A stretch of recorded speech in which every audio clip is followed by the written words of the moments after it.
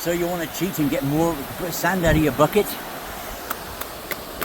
Tap the bucket, lift the bucket, tap the bucket again. You can spread it out, lift it slightly like that, then tap it and it will spread.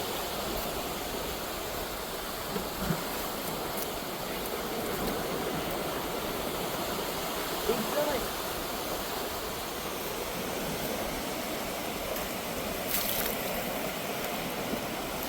Lift it.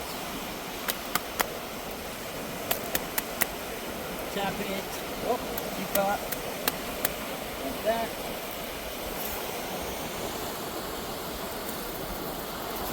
Then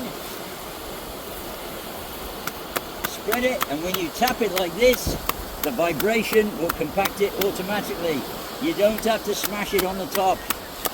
That's a waste of time.